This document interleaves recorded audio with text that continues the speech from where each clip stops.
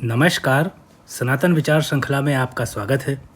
इस वीडियो में हम बात करेंगे भगवान शंकर का एक स्वरूप जिसे अर्धनारीश्वर कहा जाता है। भगवान शंकर के 64 स्वरूप हैं, 64, जिसमें से एक स्वरूप को अर्धनारीश्वर कहा जाता है। भगवान शिव के इस रूप में पुरुष और स्त्री दोनों रूप एक ही शरीर में हैं, जिसमें माता पार्वती भगवान शिव का आधा भाग, वो भी बायां भाग बनाती हैं। अर्धनारीश्वर वह अवधारणा है जिसका प्रतिनिधित्व केवल भगवान शिव करते हैं। यहाँ विशेष बात यह है कि केवल भगवान शिव ही अकेले ऐसे भगवान हैं जो अपने अंदर आधा हिस्सा किसी महिला का रखने के लिए जाने जाते हैं। इस रूप में भगवान शिव स्त्री को अपने भीतर खींचते हैं। इसलिए भगवान शिव वे आधे पुरुष और आधे महिला के जब गुण होते हैं तो वे अर्धनारीश्वर कहे जाते हैं। सनातन शास्त्रों में एक दर्शन है सांख्य दर्शन। उसमें पुरुष को एक ऊर्जा का प्रतीक माना गया है और महिला को प्रकृति की असीमित ऊर्जा माना गया है। ये दोनों ऊर्जाएं मिलकर के ही ब्रह्मांडीय ऊर्जा बनाती हैं। अर्धनारीश्वर के रूप में भगवान शिव अपनी पुरानी काया को नष्ट करते हैं और नए रूप में आते हैं, क्योंकि विनाश के बाद ही नवीनीकरण होता है। मृत्यु को ही जन्म की शुरुआत माना गया है।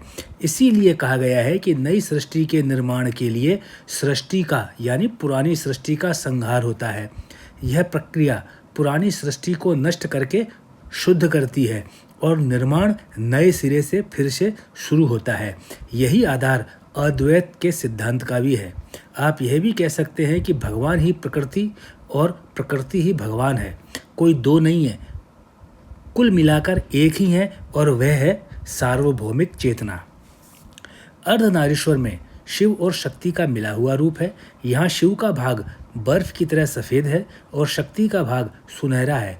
क्योंकि शिव ने शक्ति को अपने में मिलाया है, इसलिए शिव स्थिर है, लेकिन शक्ति गतिशील है और रचनात्मक है। यहाँ अर्धनारीश्वर में शिव अस्तित्व है और शक्ति अभी बन रही है, जिसका सीधा सा अर्थ है कि शिव वो प्रण है, वो इच्छा है जिसने सृष्टि को बनाने का विचार किया। वे एक ही हैं और वह केवल शिव है।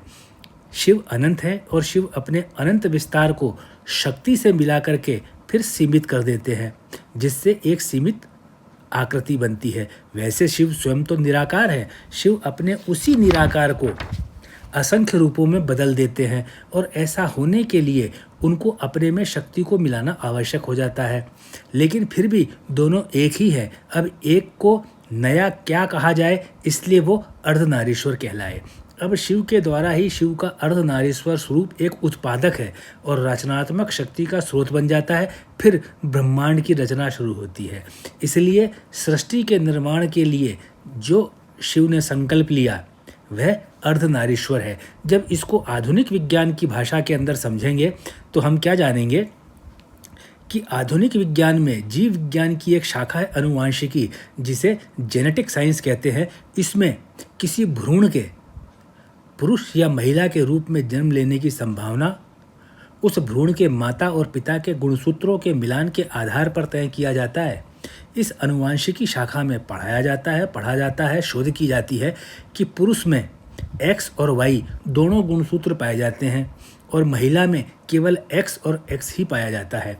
जब महिला का एक पुरुष का एक X, महिला में 2 X हैं, तो जब महिला का एक X पुरुष के एक X से मिलता है तो वह भ्रूण महिला का जन्म लेता है। और जब महिला का एक X पुरुष के एक Y से मिलता है तो वह भ्रूण पुरुष का जन्म लेता है। यानी पुरुष का गुणसूत्र ही भ्रूण के लिंग निर्धारण के लिए उत्तरदायी है। यही अर्धनारीश्वर में है। भगवान शिव में माता पार्वती हैं। वही माता पार्वती सृष्टि को जन्म देने और सृष्टि के सिद्धांत के लिए उत्तरदायी होती हैं और शिव के द्वारा वे बनाई गई हैं। इसलिए अर्धनारीश्वर शिव और शक्ति का एक रूप में विद्यमान रहने का प्रतीक है। यह प्राचीन काल के अंदर उस जमाने के विज्ञान के हिसाब से अर्धनारीश्वर स्वरूप को सृष्टि के संहार के बाद में सृष्टि के उदय, नई सृष्टि की रचना के लिए जो स्वरूप माना गया शिव का, जो सार्वभौमिक चेतना जो अपना नया रूप लेकर के नए नए पिंड बनाएगी, असंख्य तारे, असंख्य सूर्य, असंख्य ग्रह बनाएगी और उनके ऊपर जीवन उत्पत्ति होगी, हर ग्रह की अपनी अपनी एक नई प्रकृति होगी। तो यह उस समय के विज्ञान के आधार पर कल्पना की गई जो आज भी सही बैठती है। भगवान शिव का अर्धनारीश्वर स्वरूप पूर्ण वैज्ञानिक है। इस वीडियो में जो विचार आपके सामने प्रस्तुत किए गए, यह विचार भारतीय प्राचीन ज्ञान की शाखा में से लिए गए हैं। यह वीडियो आपने ध्यान से सुना, आप इसको एक दो बार सुनेंगे तो इस वीडियो में दी गई बात आपको बहुत पसंद आएगी। और जब ये वीडियो आपको पसंद आए तो मैं आपसे प्रार्थना करूंगा इस वीडियो को अपने मित्रों से, रिश्तेदारों से, सहयोगियों से अवश्य शेयर कीजिए। और वर्तमान में जो आपने इस वीडियो को देखने और सुनने में अपने बहुमूल्य समय का अंश दिया, उसके लिए मैं आपका आभार प्रकट करता हूँ और आपको बहुत बहुत धन्यवाद देता हूँ।